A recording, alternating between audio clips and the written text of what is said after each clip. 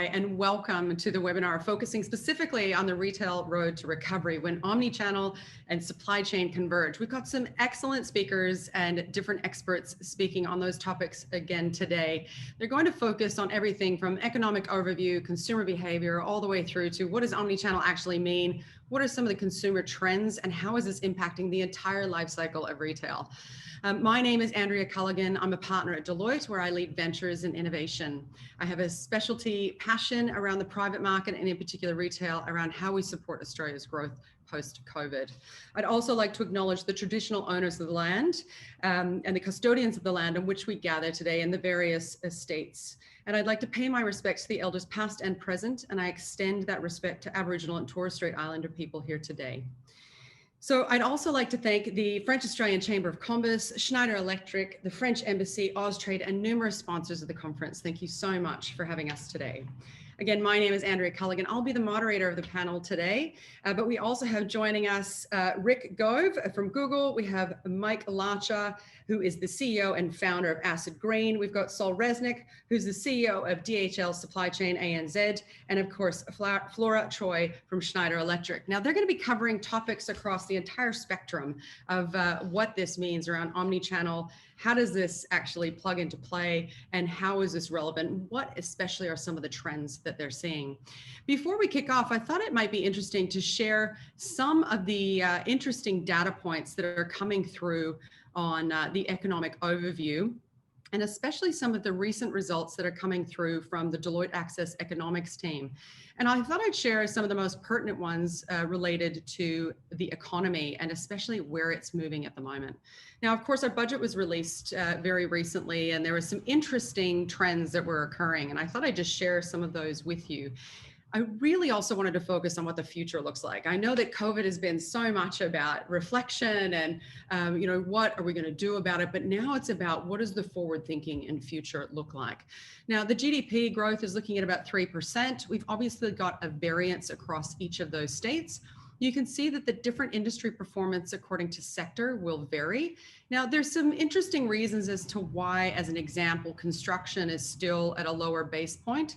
Construction, as an example, had a lower baseline to start. They didn't have as much impact throughout COVID, but manufacturing and construction especially are really impacted by the amount of immigration that's occurring within Australia, which has been fundamentally impacted by COVID. We've not had as many people coming to Australia to join, and therefore our need for as much construction and residential property as an example.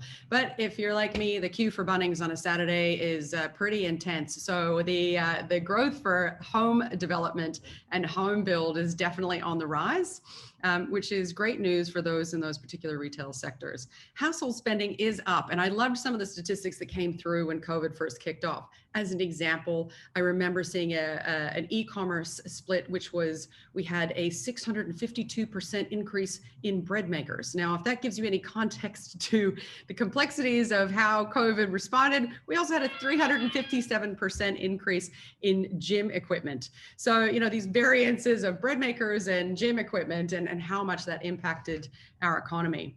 Obviously, our public spending is going up. You would have seen that infrastructure has been increasing their funding into the economy. And of course, that has a flow-on effect around a variety of sectors.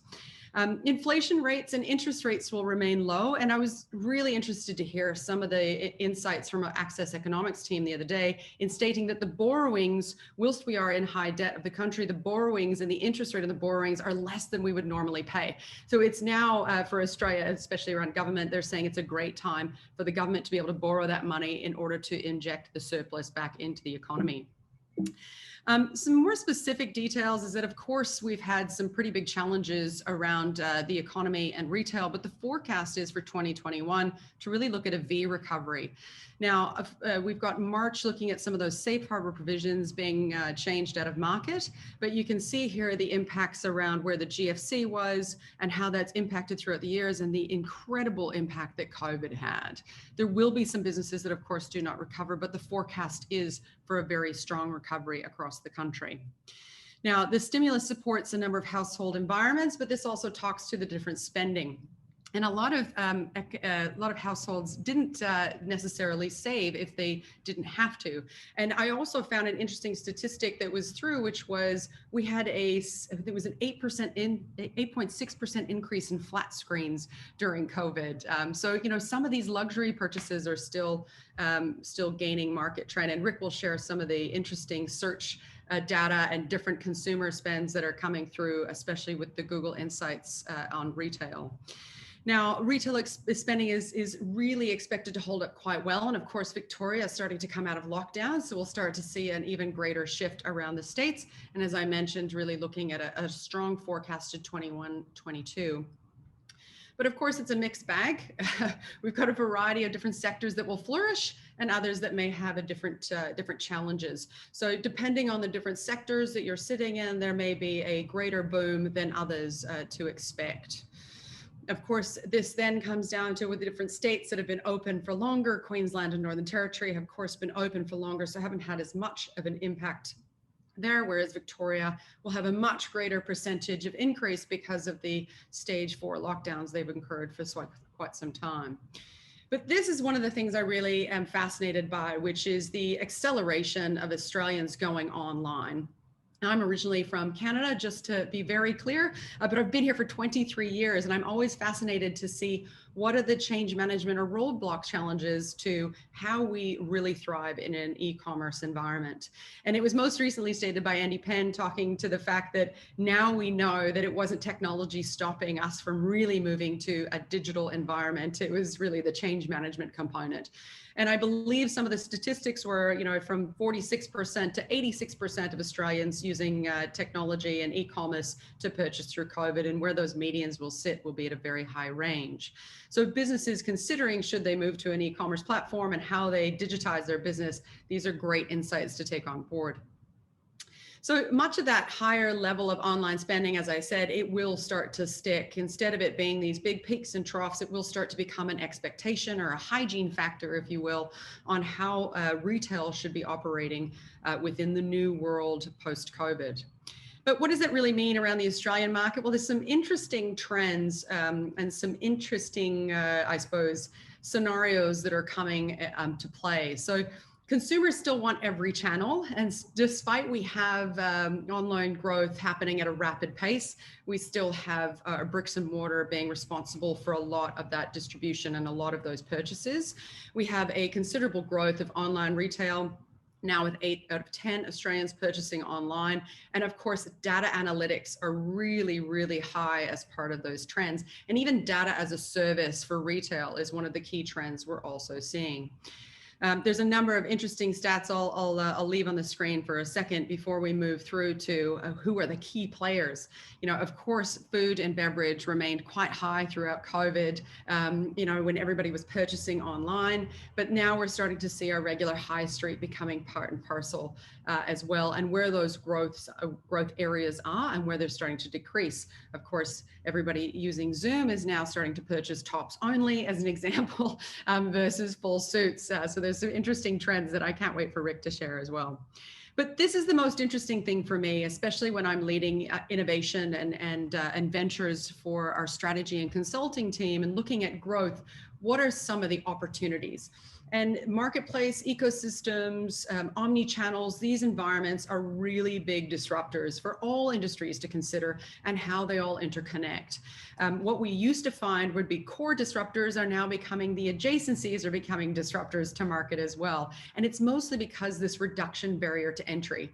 Prior to my life at Deloitte, I was a startup founder. I started 7 different businesses across a variety of countries.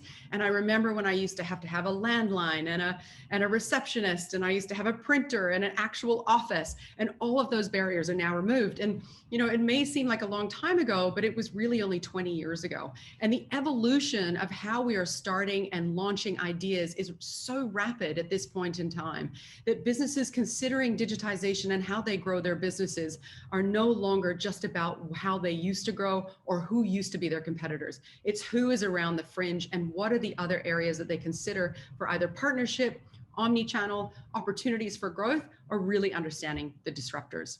So there's just a bit of an overview around what is the economic overview of retail in particular, what are some of the future trends? But Rick's got some great insights around what consumer behavior and what the data trends are around what you're seeing with retail trends from Google data. Rick, do you want me to share your slides, or would you feel comfortable sharing those? If you don't mind sharing, maybe that would be the easiest. You got them there? Do that. Look at this. Straight up. Thank you. Over to you. Yeah, great. So super interesting context, Andrea. Thank you for sharing that. I think, so my name is Rick, and as Andrea mentioned, I manage a team at Google who looks after some of the largest retail partnerships from an ads measurement and marketing perspective at Google. And so I'm going to focus today on, I guess, in the setup, just on the changes in the consumer behavior, because if we think about the number of digital interactions with consumers and the fact that the door to retailers is now effectively a digital door, the way in which we embrace that has never been more important. So I'll talk about that a little bit, how we get a consumer-centric retail presence, and why that's so important. And yeah, so toilet paper, I think, will be probably one of the indelible images that we think about when we think about 2020. Retail seen huge shifts with the onset and evolution of COVID-19, of course. And you know, while it's been a terrible pandemic, it has caused a lot of change in retail that Andrea just referenced. And a recent study by McKinsey that many of you may have also read and heard from as well said that we vaulted 5 years forward in consumer and business digital adoption in a matter of around 8 weeks. So if you feel a little bit of whiplash, I think was the subtitle. That's why. If you go to the next slide, Andrea, if we think about e-commerce in grocery, go to the next slide, please. Sorry. Yes, it should be noted that searches for toilet paper outpaced searches for the NRL for the first time ever in Australia in 2020. That's what that slide was. If you go to the next slide. So if we think about essential services like grocery, right? Globally, e-commerce has grown for grocery over 100% year over year around the world. And particularly in areas like Victoria and New Zealand, two markets which both had stage 4 lockdowns, e-commerce and e-commerce enablers like click and collect are just table stakes, right? In just a very short period of time. And Australian consumers are really engaging with digital channels to be inspired, explore, evaluate, and to purchase. And COVID has simply accelerated that fact. It's not just our digital engagement, however, this increased, but it's how we navigate our journey. And this, I think, is the key point. If there's one thing to take away from our view on this, is that the journey is no longer simple linear funnel. It's complicated. And in fact, 89% of shoppers research online before purchasing in store. And that's a pre-COVID stat that we did in a research study with Ipsos. But that's the thing. The new door to everyone's retail operation is digital. If you go to the next slide, Australia Post reports that in April, 200,000 new Aussie households shopped online. It's just astounding, right? Prior to the stage 4 lockdown in Victoria, April was a big month for Australian retail sector with 5.2 million households shopping online, which was up 95% year on year. And it's interesting, some of the preconceptions we have about who that is, well, over 50s now make up 35% of digital purchasers. So a study by BCG said that baby boomers and silvers now make up this 34%. So in our strategies as retailers and working with retailers, you know, how are we thinking about demographics like over 50 when we think about e-com? It's probably not the way that consumers are actually shopping, right? If you go to the next slide, Andrew. The acceleration just brings new opportunities. So I think one of the things that we see is this retail curiosity. So again, there's sort of a new normal, and the new normal is that we don't know. We don't know. In fact, 1 in 2 consumers have tried a new product in the last 3 months. And as the slide says, 1 in 5 Australians purchased at least one new category online. So what is the strategy that we have to sort of capture that new information that doesn't exist in our previous strategies? And if you go on to the next slide, I think we have some ideas about that, and I can come back to this in the question and answer. But if you Google rising retail categories, you can see Australia is included in this data set, and it's updated daily. And you can see a cut of change week over week, year over year, or month over month. And like I said, I can come back and give a few additional insights here. But this is a really, I think, useful way to kind of see what those changes are in a relatively real-time manner and the change year over year. And then, of course, there's a Google Trends tool that sort of sits behind this as well that allows you to go a little deeper into categories of interest. And I should say that the Rising Retail Category tool allows you to see the top trending category. And you can see that here on the left a little bit. It allows you to see the queries that are behind that category growth. And then at the bottom, you can see the states that are driving that growth and how quickly that's accelerating. So like I said, I can share a bit more about that if we have time. But I think on the next slide, just to kind of wrap up the opening comments, it's just this point back about 89% of Australians searching online before making a purchase in store. And as I think I said, this is an Ipsos study that we did last year over the peak season. So this is pre-COVID. I'm sure this is only strengthened, I guess, as we go into the next Christmas period and holiday period. But I guess when we work with advertisers, it's often that the online investment is pointed to the online outcomes. But this statistic and this new consumer behavior and this new digital door that is animating shopping behavior really means that you need to be thinking about how you take the entirety of your online investment and point out all of your sales, because the fact is almost 100% of online of sales in store are being affected by the online journey. And I'm sure that Mike has a lot of information that he can share on that in that regard as well, which I'm keen to hear. So that's just a quick setup, and I'm happy to answer other questions or hear comments from the other panelists as we round this out on consumer. Yeah, thanks, Rick. I love that we've kind of set the stage for this conversation. But one question I have for you, and it's completely off script, but how long have you been in digital trends in particular? Me. Yeah. Yeah. So I started at Google 9 years ago, and I was working with Macy's in the United States just after the GFC as a client. So there's a lot of strange echoes, which I don't know if you would also feel coming from Canada, but yeah, so about 9 years. Yeah, and I suppose the reason I ask is in that 9 years, I started my first .com in 1999. And then watching the evolution of platforms, and I also had a publishing company and a branding agency and all these evolution of industries and how quickly the boiling frog happens. And you would have had this experience of witnessing that firsthand, especially now seeing what's occurring in retail. Yeah, and I guess the thing that we're sort of imploring our partners to do, and I'd be curious what the rest of the panelists think, is not to see this opportunity to go 100% in on a channel, but to go 100% in on the consumer.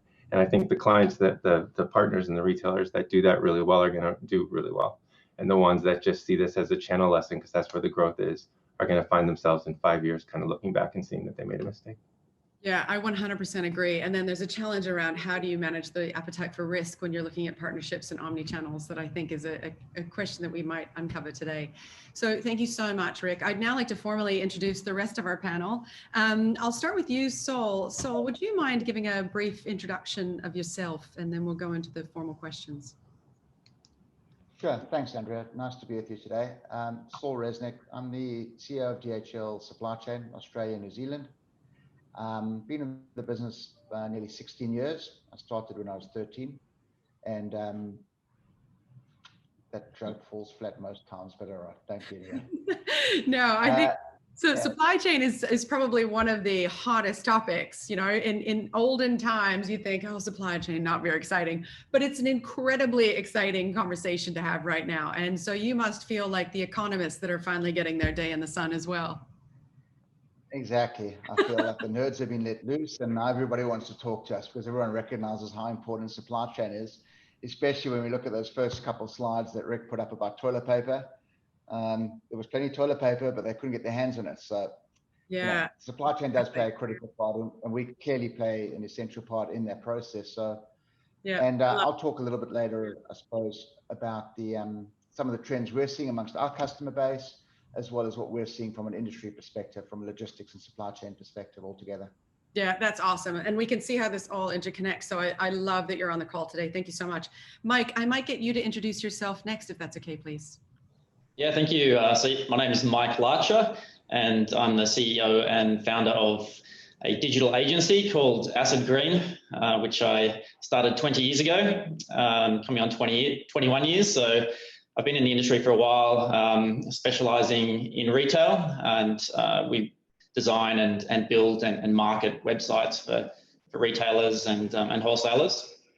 So I've got a fair bit of experience. Probably was getting into the internet around the same time that Google was getting founded, and before Facebook and before the iPad. And so I've seen a lot of change over the years. So an exciting journey. Awesome. I'm so glad to have you today. Thank you so much. And Flora, would you mind providing an introduction for yourself? Yeah, absolutely. Hey, everyone. I'm Flora Choi, and I'm the segment marketing manager at Schneider Electric. So I joined the company about 2.5 years ago and have been looking at retail chains. What we look at is basically the energy management and sustainability side of things. So we know that there's a lot of retail stores popping up and a lot of changes in terms of like edge computing and also like, pop-ups for distribution centers to like, monitor and also meet the demand for e-commerce. So we're just looking at like, energy management and sustainability style solutions to help decrease, the OPEX costs, make sure that, they're using sustainable solutions, and also just other stuff in general that's related to energy.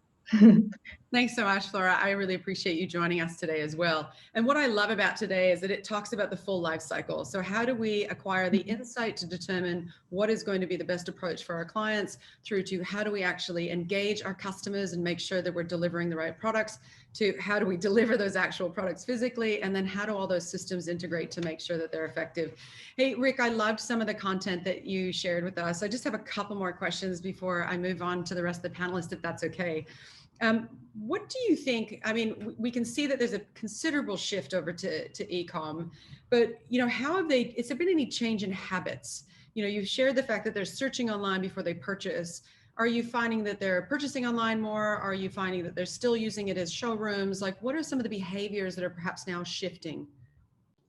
So I guess, the big one, again, I'll just highlight it right from the start, is the researching online before making the purchase in store or online, right? That's just up exponentially. I think the stat that I also referenced, the 200,000 online for the first time, is just really super interesting in the older demographic. So I think, this prioritizing the consumer over the channel is really important. But I think another one that's interesting and would be related to the omnichannel conversation really specifically would be the rise in local. And I think it's just really important to tie digital and local together, because it's not often kind of done, right? And that local in the current context is really shifting in meetings. So for example, internal data shows us that there's a number of searches near me, including opening hours, near me searches. I'm sure you've done that yourself, like a coffee shop near me. But in today's climate, there's an additional sort of layer and nuance on local that's sort of coming through. And in this channel-less context right now, local often represents convenience. So we need to be able to know that it's in store. We can go in and get it really quickly, and we can get out without having to linger, because people want to be able to get in and out safely. There's another piece around the peak season and the driving shoppers in store, because of the 89% of purchases that are going to happen in store or be researched online before going in store. But I think the other one that's really interesting is that there's this research that's sort of bubbling up that local is starting to relate to a higher social purpose, which I think is interesting, right? So 61% of Australians claim that shopping at local stores is important for the community. And 57% of Australians are saying that they're paying more attention to the origin of product. And so how we convey this, I guess, as retailers relative to our offering is something that, I think a lot of retailers have really great community outreach, but it's sometimes sort of below the surface in the way we bring that to the fore and how we communicate to the public. And it's looking as if consumers are really keen to hear about those sorts of things. Yeah, I mean, look, I'm really glad you validated that for me, because basically, anecdotally, that's what I'm hearing myself, as well as all of my community talk to, and all of my peers, are how do we purchase local? And I would suggest it's not just around, a public service, but it's also how can I make sure I actually get my goods? We've probably already been stung once or twice by an international supply chain challenge that happened through COVID. And now how do I make sure that I'm purchasing locally and getting those goods distributed to me in that way? Rick, how do you see in your current data sets, how do you see retailers shifting to support these new environments? And if you're not seeing it, what do you think they should do? Yeah, so I think Mike and Saul probably will have some really interesting information about curbside pickup, click and collect, some of these things that are really important, and down to understanding where the products are so that you can actually fulfill at that level. And, we see, I think, in those states where where retailers can leverage local solutions using things like local feeds. I think actually we've seen some of our partners using local feeds as almost more of a service than an actual advertising mechanism. In other words, they want to make sure that they're actually showing available inventory as a service so that consumers can have confidence that if they come into the store, they'll be able to get what they want, which I think is really interesting. Before, it would have been just all about the return on ad spend, and now it's actually about some sort of confidence. But I think the other piece is related to this notion of following the consumer instead of the channel. And so this is just tough. And I think what's really interesting is that the current climate is sort of forcing retailers to accelerate really quickly. But it's hard to understand what the value is of a consumer in a channelless way. I'm sure most retailers can really understand the value of a consumer in a channel, but you miss the forest for the trees when you do that, and you can make some of the wrong decisions because you can't actually see the return of ad spend across channels. And so online typically will be very difficult on margins relative to the cost of investments to get someone to purchase online, for example. But if you see that person also purchases in store, and you start to see then an exponential effect in the actual return on that consumer in a channelless way, right? I don't know if that's making perfect sense, but it's a really, I like it. I like the transition because now Mike's going to be able to help me with kind of this next component. You know, Mike, you have been focusing on helping businesses effectively digitize their retail solutions for a period of time. We've got this conversation, which Rick's just brought up, which is omni-channel, multi-channel. We've got e-com, brick and mortar, local. There's a lot of things to consider. What is some of the trends you're seeing, and perhaps also what is some of the advice you're giving in order to support this customer experience? Because one of the things I'm seeing is that the demand is outweighing the ability to serve, and this brand damage is actually starting to occur as the V starts to shift, and the inability to get goods in. So there's a lot of facets at play, but Rick's just kind of throwing a nice big hair amongst the pigeons there. It's not even a term, but you know what I mean. There's a bunch of things happening. Talk to me around what you're seeing and what you're suggesting. Yeah, sure. I guess first of all, it'd be good to just clarify. Some people may not even know what omnichannel is. It's there's so many buzzwords out there, and multi-channel and omnichannel sound very similar, but they're very different. And omnichannel is an evolution of multi-channel.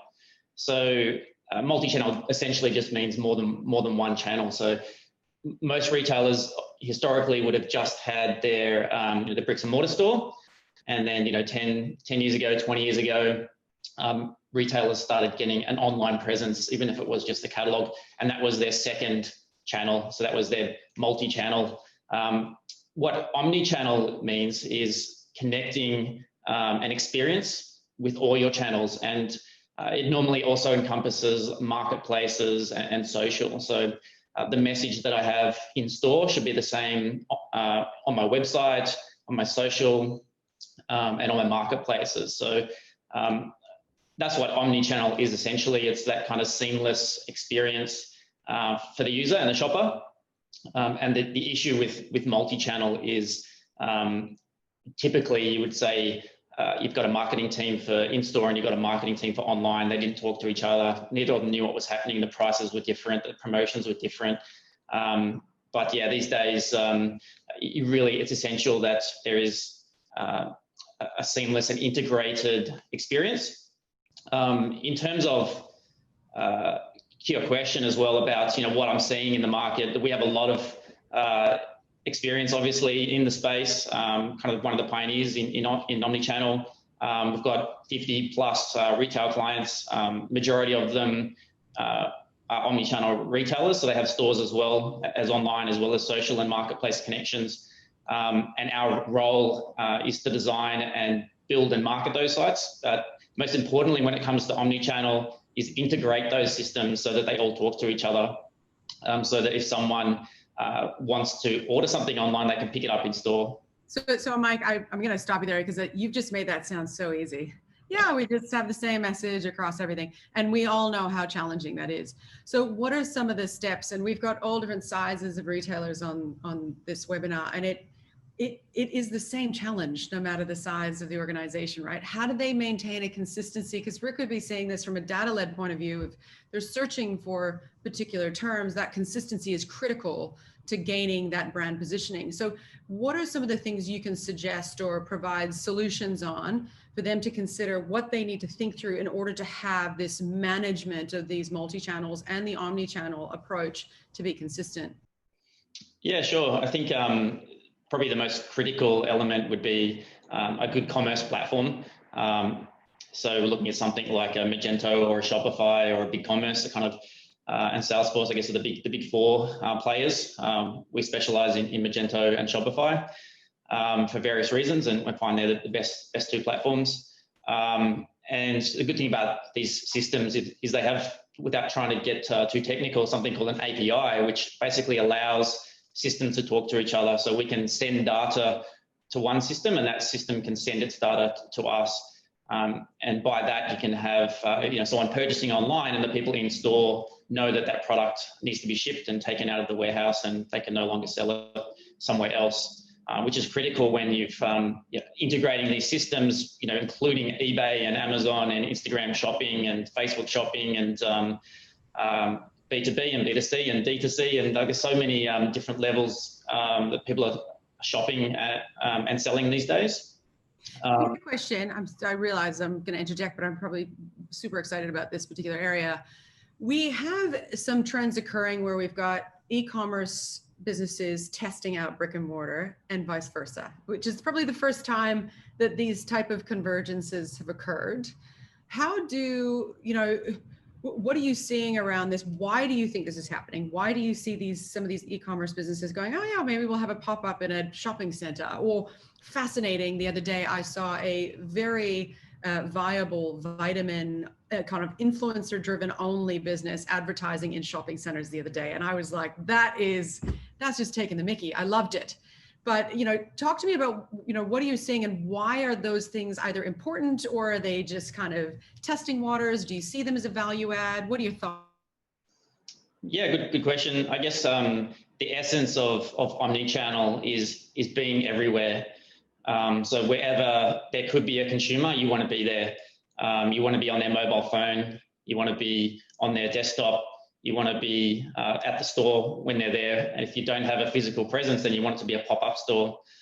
So basically, when they're dreaming, when they're walking, when they're on the bus, when they're shopping, at any time, you want to be in front of the customer. And that's how you get that kind of 24/7 experience.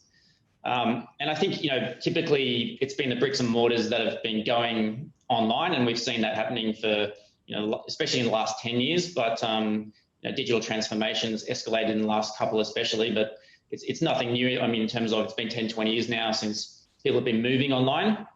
Yeah, it's interesting now seeing some online players starting to set up stores, but making them more like experiences. So in some cases, it's just going in, for a beauty treatment or something like that. When you're selling beauty products, you might just go in and do a workshop in store, for example. So it's maybe not even focused on selling to the customer in store. It's more about giving them an experience with your brand, and then they might go online and purchase, or you can help them purchase online from in store and ship from another store or ship from your warehouse. So you don't even need to have the products available at the time. Yeah, I think, you've just nailed it, right? Which is the omni-channel experience, but creating an experience, not just marketing a product. And how are you creating those experiences across all channels? And also now, more than ever, COVID's explored the opportunity for businesses to consider all channels. You could be an e-commerce platform that now there's a variety of vacancies in, retail CBD areas that you may wish to trial and test and do pilots on to see what type of experience works in store for your customer, through to, how do I take a brick and mortar store and create an experience online? And being able to pilot these ideas and these scenarios are actually really effective now because customers are so ready to be a collaborative partner to this experience. And I think that's what we're witnessing, especially as through COVID, is that customers are desperate to help us really come up with the right solutions. Now, Saul, you're kind of the critical person to this entire chain of events. And I would say you've had the most interesting role when COVID kicked off, was yeah, sure, let's all go online. Sounds fantastic. But actually, how are we going to get our stuff to us? And Australia being the country that it is with so much wide expanse and disparate locations, you would have seen some incredible scenarios. So how have you seen, especially like how have supply chains changed? I'll try saying that 5 times fast in such a short period of time. Like what have been some of the Yeah, it really has been, without stating the bleeding obvious, really interesting. What we've seen is some dramatic change happening across all our customers. We're segmented as a business, so we have a significant healthcare space, we have quite a big consumer space, quite a big technology space. But I suppose the area that's been most impacted positively and or negatively in this area has been what we would term our retail customers.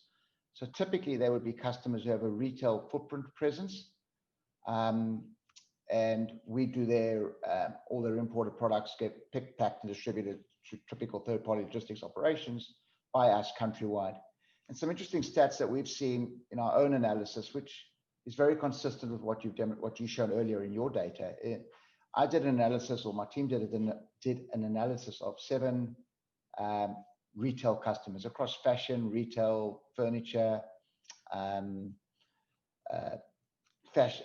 beauty, and a couple other scenarios, and toys, etc. And what was interesting is that in 2019, on a similar time frame, and I'm talking the post-COVID comparator or the post-peak of COVID comparator, about 20% of the units that were sold were to consumer or B2C, and obviously the balance 80% on B2B. A year later, and I say post-peak of COVID, there's been a paradigm shift, and those customers are now selling a third of their product on a B2C through a B2C channel. At the peak of COVID, there was as much as 71% for those 7 manufacturers and large players, all household name companies. If I look at an order profile, it's obviously much more dramatic. So last year, about 79% of their orders were going through B2C channel. Now it's gone to 90% of their orders.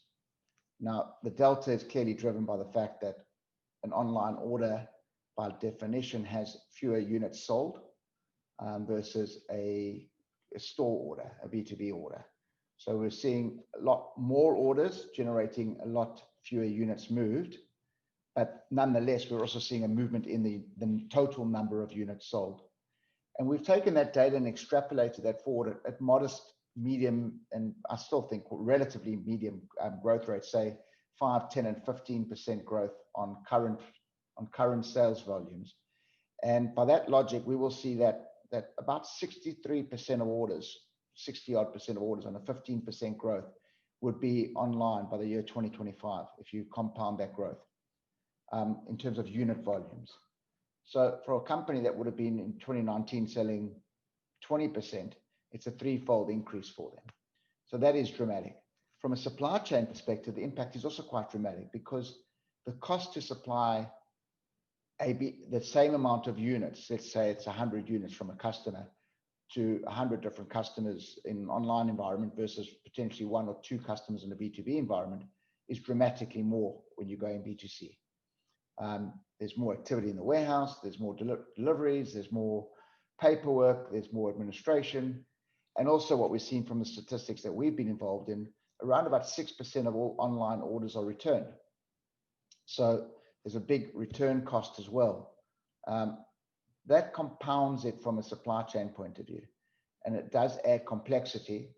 And you see some large companies out there actively promoting online delivery and Uber type services, but it's not that straightforward. There are tools around and there are innovative ways of doing it.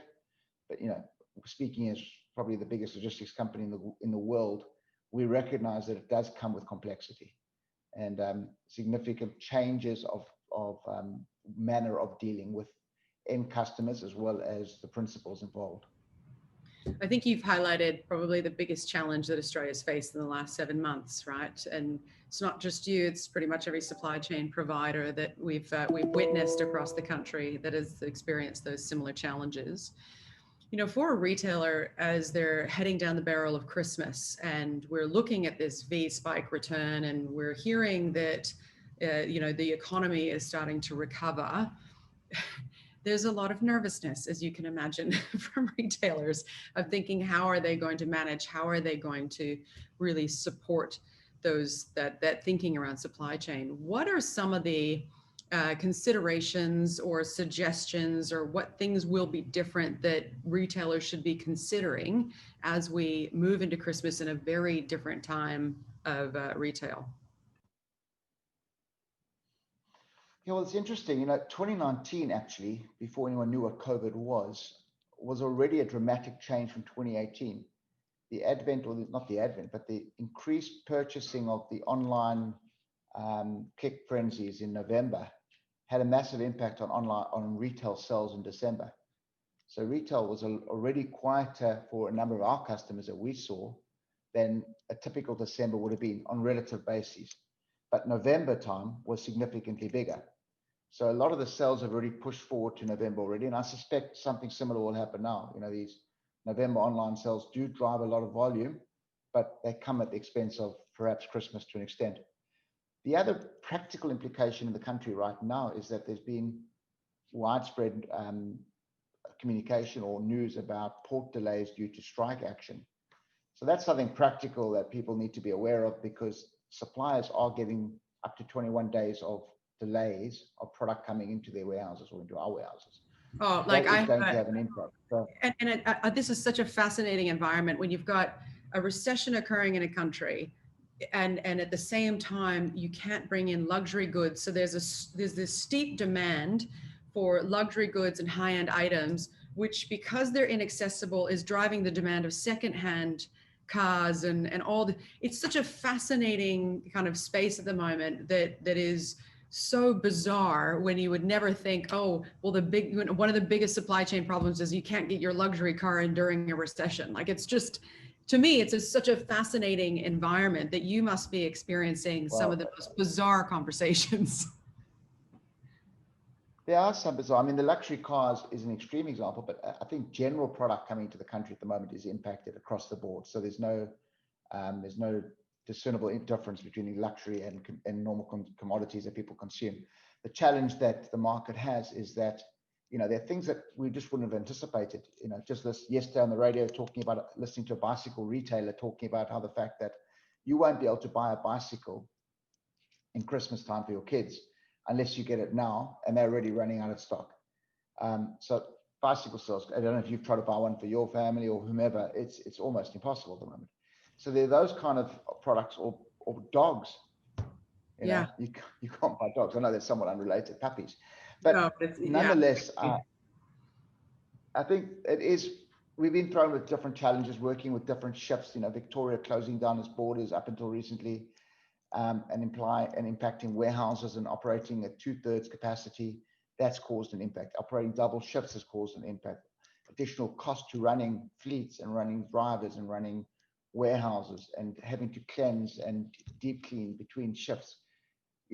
Practical things that have never happened in our industry before, and we've all had to respond quickly without impacting ability to supply, because without that we'd have massive runs on all products, not just what we saw with toilet paper and a few commodities earlier in the year. So it's definitely been an interesting time to be in supply chain, and I suspect in years to come there'll be some good case studies written about who responded well and who hasn't responded well.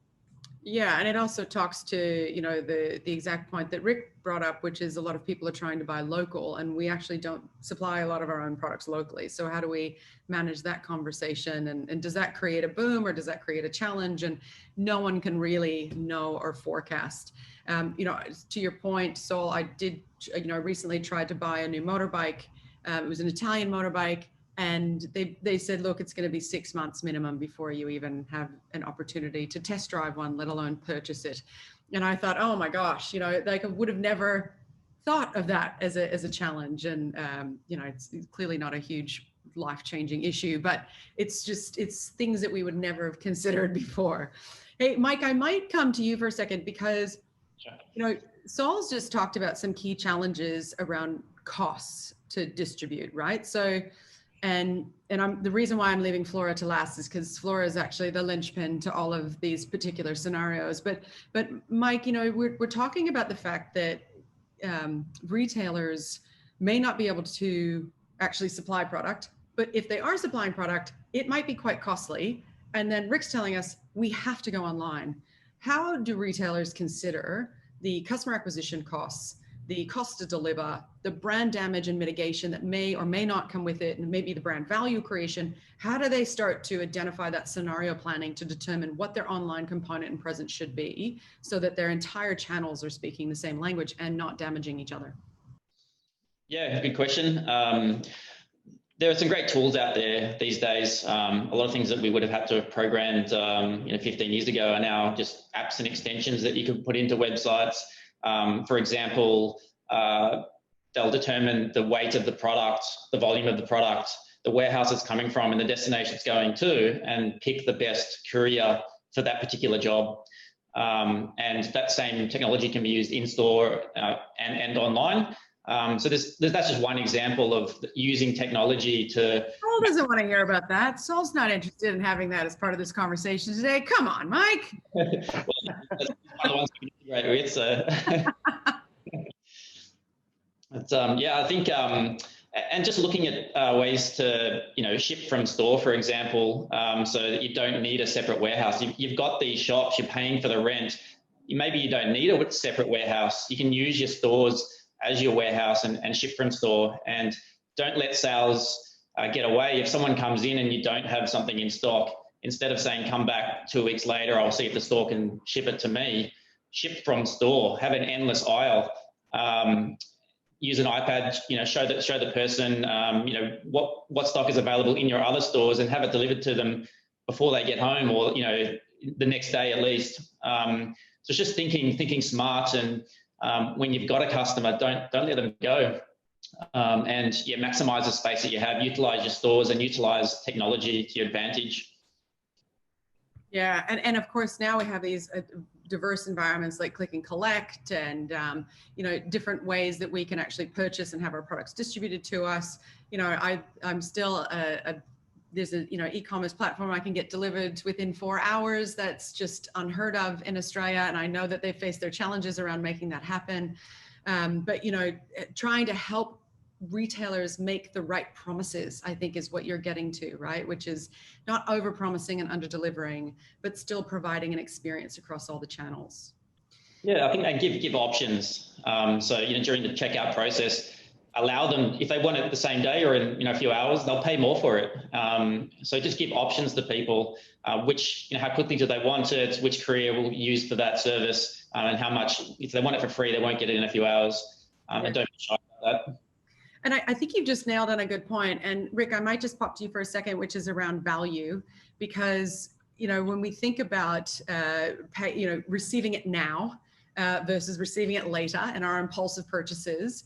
Rick, have you got any, and I realize again, I'm totally going off script here, but have you got any insight or kind of even anecdotal thoughts that you've seen around the value based of impulsive purchasing and receiving it now versus delayed purchasing and at least having an experience? Have you got any thoughts on that? I appreciate I haven't prepared you for that. That's all right. I mean, I guess the thing that comes to mind first is we have seen that when there's a disconnect, and I guess Mike would probably see this through in his services as well, but when there's a disconnect between what is stated to be available and what happens when the person arrives, or what is, if you're not clear about expectations up front and you sort of reveal the delay that's going to be required to receive the product that you're talking about till much later in the process, consumers get frustrated. And I do think it's interesting, you sort of referenced this earlier, but I think there are a lot of retailers that got a pass during COVID because consumers sort of understood that it was an unusual moment. And so that sort of delivery and fulfillment piece that Saul was speaking to, just super interesting. I think retailers kind of were like, okay, we get it. But I think that it'll be interesting to see if consumers continue to be patient with that moving forward and sort of expect now that retailers will have gotten it moving forward. And with so many things that are in some ways outside their control, how they manage those communications through to consumers to manage those expectations, I think will be really, really important relative to brand, which you were sort of referencing previously.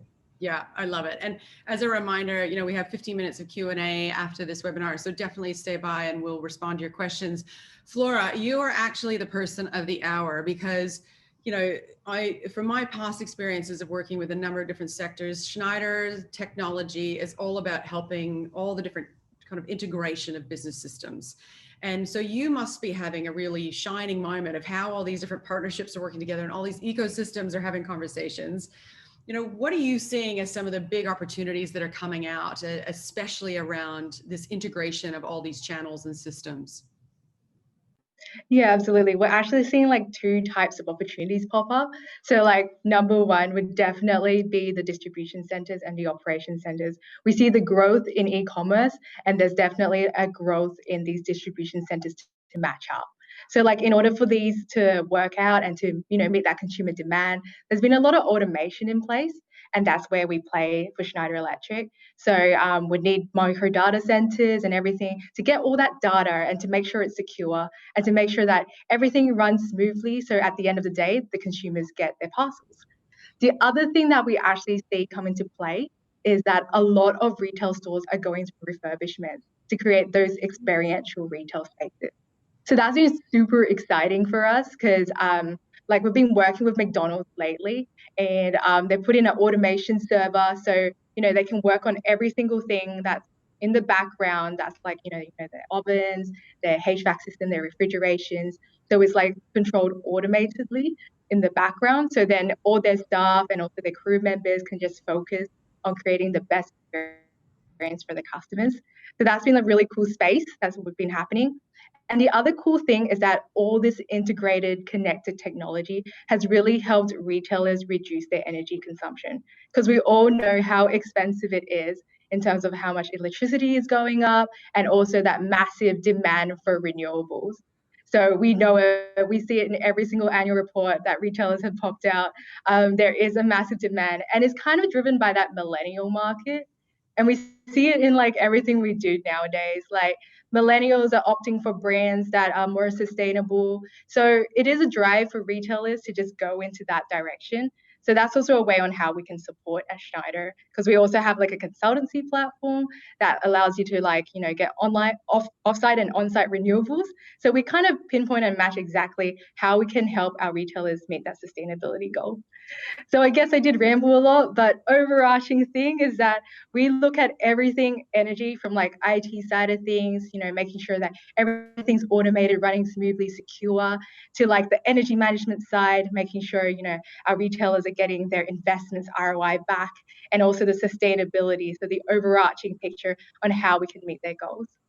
Yeah, I think you've identified like some huge challenges about how do businesses consider the variety of supply chain systems, automation, remote systems, how do they manage multiple sites? How do they bring all those systems together? And you've also added that other layer, which is how do they focus on the sustainability and efficiency of the organization as well. So how bringing those things together is a really key component. Mike's spoken to how do we keep our message and our communication very clear and consistent, and you're talking about how do we keep our technology systems integrated and effective. Are there any other primary trends or things that you're seeing that retailers should be aware of, especially around what you're referring to on business system integration and how it works for retailers and their channels? Yeah, it's actually really interesting, considering the fact that there are a lot of different building types here, like distribution centers, retail stores, and also different geographies come into play. But like what we have is a whole software solution that you can look at the overarching performance of the store. So I guess that makes a lot more sense in terms of making sure you're staying on top of your electrical assets. And funnily enough, to add on to that point, we've actually had a lot of retailers come up to us recently saying that we want remote control and automation, because the lack of travel and like the ability to travel to remote places, especially during COVID times, has just proven to be a challenge. So just marrying that IoT solution and also the software component and making a full panel of glass to understand exactly how your distribution center or your retail store is performing definitely adds so much value to our retailers today. Yeah, I think automation is such a really interesting component, as well as remote systems. One of the sectors I operate in is the space and space technology sector, literal aerospace, and how space is used to manage and monitor remote and automation systems, as well as a really interesting impact across all sectors, not just, not just space and not just agriculture as an example. Thank you all. You've really contributed some incredible points around what retailers should be considering and what are some of the key focuses. We do have a Q&A panel that we will be joining you on for the next 15 minutes. But as a wrap up prior to the completion of this webinar, I just wanted to highlight some key trends. Rick's talked about the fact that e-commerce is absolutely critical, and that searching online and creating that brand, even not so much the marketing, but the brand online, is a really key component to a successful marketing customer acquisition. Rick, is there anything else you wanted to add for the completion of the webinar today? I guess the key thing for us is just thinking about the consumer and not the channel, and seeing that the digital door, by and large, for your consumers is a digital one. So pivoting to understand that and reorient your strategies that way. Yeah, I love that. I love that. Flora, I might hand to you. What are your parting comments on what retailers should be considering as we go into a thrive post-COVID? Making sure that all their energy assets and all their technology can be seen on one platform. So it's just easier to automate, control, and just to stay on top of everything. Basically. Yeah, bang on. Love it. And Mike, your final words and thoughts around how retailers should be considering the next phase. I think the key is integration of systems and get a consolidation of data so that you can personalize an experience no matter where the person is. Yeah, I love that. And I think we're all kind of talking the same language, which is whether the retailer is the customer towards their distribution and logistics, or whether or not the customer is the end customer, and how we keep that as the single point of focus. Saul, the man of the hour, because supply chain is the be all and end all for Australia right now. What are kind of the final thoughts you have around what retailers should be considering as we especially go into Christmas? Oh, well, thanks for that recognition. That's important, and I'm glad you picked that up. I suppose the most important thing for retailers to pick up is, getting the orders, sounds like common sense, but getting their order volumes right and their orders in early to understand what their requirements are, what their consumers are asking for, because I suspect that it's going to be a challenge this year. I really do. And getting stock into the country first and foremost, and then riding the wave of the click frenzies in early November, and then understanding what is the actual demand going to be in December, so that you're not sitting with too much stock, but at the same time that there's sufficient stock available so as not to miss sales, because that would be a shame in the back of what's been a really tough year for them. Yeah, and if you're like me trying to buy a brand new Moto Guzzi, I can assure you it's going to take at least 4 or 5 months to get into the country. Thank you all for joining us. Thank you so much for the insights and the data that you've brought forward to the conversation. It's been of incredible value. As mentioned, we will all be joining you on a Q&A panel for the next 15 minutes. So please join us. We'll happily answer your questions as we go. Thank you again for joining us today. And thank you to our sponsors.